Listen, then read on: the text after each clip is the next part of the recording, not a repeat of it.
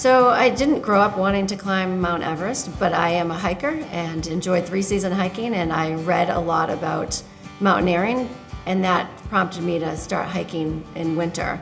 And as I did that, I loved it, and from there it just kind of grew, and I just really wanted to do more and try higher altitudes, and of course Mount Everest is the highest, so it was kind of a progression to that point.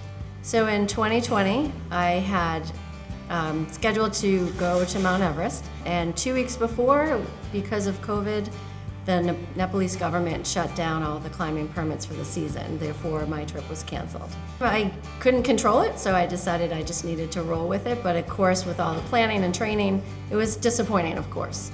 So we did plan for 2021. Everyone on the trip just rolled over and had an extra year to plan and train, so that was beneficial, but with all of the restrictions, a little more challenging. No access to trainers and gyms, so it was very exciting to finally get on the plane in 2021 and head over to Nepal for my climb. So Mount Everest is the highest mountain in the world, and as I was there, I kept not literally pinching myself, but I kind of kept reminding myself, you are here.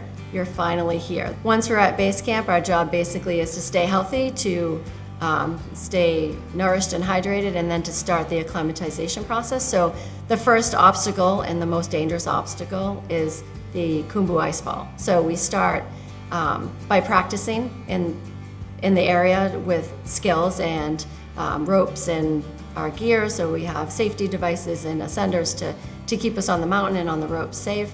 So we practiced that. We did some acclimatization hikes, and then we actually headed out to the Khumbu ice fall. We leave camp at 2 a.m. and start out in the dark.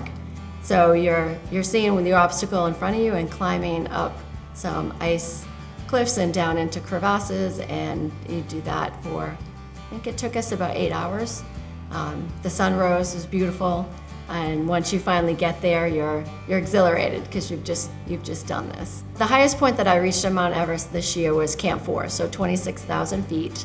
It was amazing. It took me a long time to get there, the last push, but I was able to sit on a rock with my guide and watch the sunset. That's how late it was when I arrived at Camp 4, and just kind of enjoy the view before getting to camp. I knew at that point that it would be difficult for me to continue because that day was very long and I was tired. So our initial plan was to depart somewhere between 11 p.m. and 12 p.m. So I knew I wouldn't have enough time to rest, hydrate, eat, recover, to start that push up to the summit. Just out of realism and knowing what it would take and how many hours I would have to get ready, which was only a few, that it was my decision point to stop there. Of our team, there were 15 potential members to push up to the summit, and of the 15, 10 actually started out from Camp 4 up to the summit. Of the 10, 7 did summit Mount Everest. So it was a great accomplishment for them. Disappointing for the members like myself that didn't summit, but we all do plan to go back. It's a wonderful place to visit, and I met amazing people that I've continued to keep in touch with. In brighter days ahead, I'm looking forward to my next attempt at Mount Everest, and in the meantime, really training, rock climbing, mountain climbing, as much as I can. I'm really looking forward to that.